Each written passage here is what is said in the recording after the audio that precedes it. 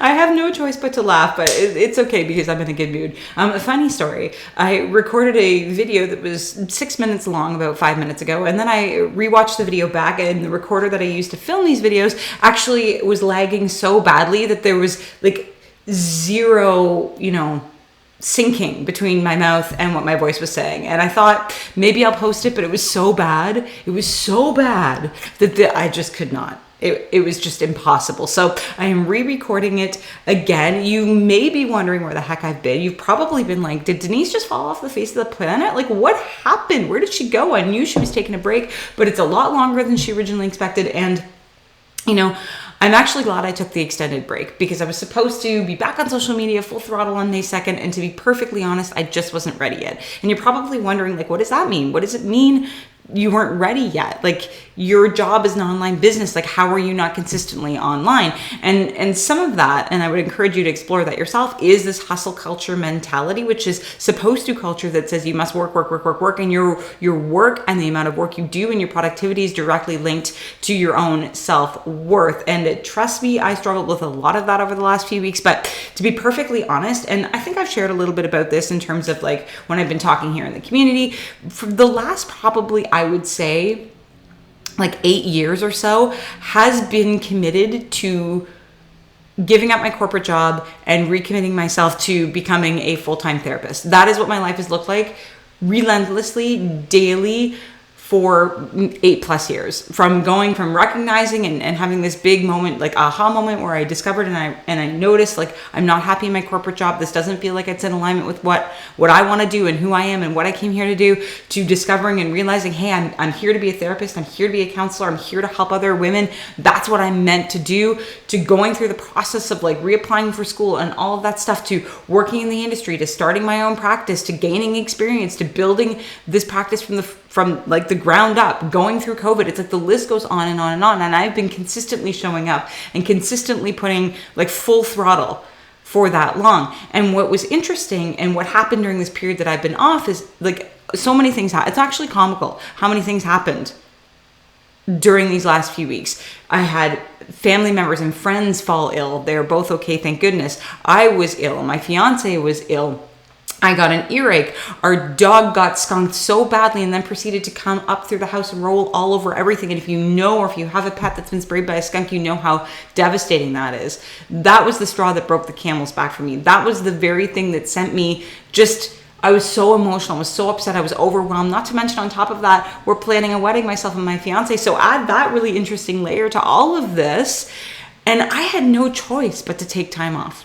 The universe literally said to me, you need to take time off. And if you don't do it yourself, we're going to give you 100 reasons why you have to and why you have no choice. And I am a firm believer that things sometimes have to get really, really uncomfortable or feel really bad or feel really challenging for us to say, okay, now I'm ready for change. I have to do something different, because if I don't, things are going to continue to escalate in this way, and I don't want to feel this way anymore. So I am willing to become a little bit uncomfortable for the sake of myself. And trust me, taking that time off of social media was uncomfortable for me. I struggled with shame. I struggled with guilt. I struggled with feeling like I was letting this community down, because I had committed myself to be this pillar of inspiration to all of the people that follow me and all the people that count on me. So I dealt a lot with feelings of guilt and shame, and I had to take a look at that. And I always say, like, so much of this is supposed to culture that's breathing down the back of our necks as female empaths, or people that identify as women and also identify as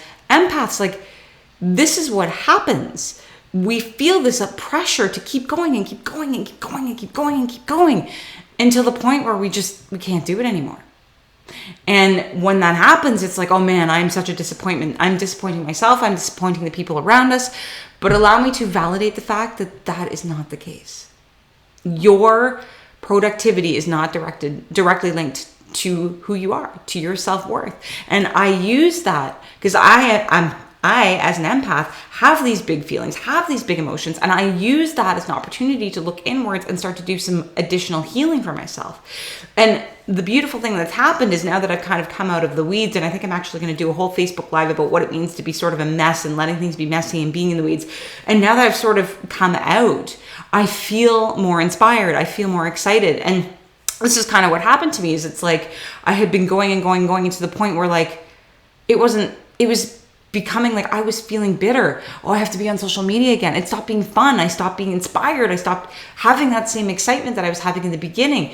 And it's almost like I've hit the reset button where today I'm excited and I'm thrilled and I can't wait to film and I can't wait to get started and I have so many ideas and yada, yada, yada. And yes, I was filled with a little bit of overwhelm this morning. I said to my partner, I don't know if I can do it. I don't know if I can show up, blah, blah, blah. And he just said to me, put one foot in front of the other. And that is those are the same little elements that I'm always sharing with my clients. Just put one foot in front of the other. So that is what this video is for the second time, is me putting one foot in front of the other and showing up and being excited about it again. But all this to say, if you continue to keep going at that pace, it's not maintainable.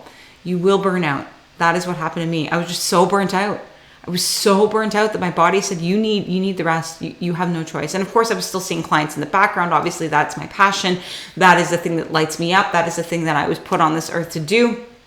And that kept me feeling fulfilled. But in terms of social media, I needed the break. I couldn't do it anymore. Sometimes social media is like a beast that never has enough gas. And I wanted to feel equipped to put gas in that tank again. So I am back. I don't know what it looks like. I'm going to go with the flow. I'm not going to try and commit to some arbitrary schedule because that's what got me in trouble in the first place. But I'm excited to be filming this video. I'm excited to be back. So with that said, I hope you are happy. I hope you are healthy. I hope you're abundant. And of course, make it a great day. Make it a great day. Make it a great day. That one was even better than last time. Let's get to it.